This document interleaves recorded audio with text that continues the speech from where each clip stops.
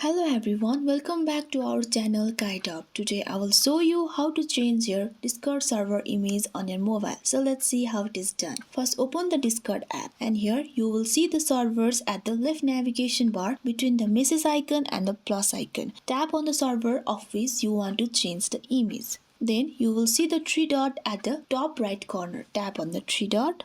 Then you will see a menu pop up. Choose the settings option which has the gear icon.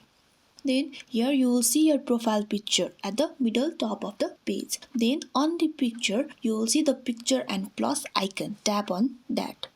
Then here you will choose the option from which you want to pick the photo. I will choose photos.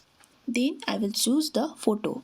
Here I will adjust the photo. You can rotate your photo and zoom it and zoom out too. Then tap on the tick icon at the top right corner.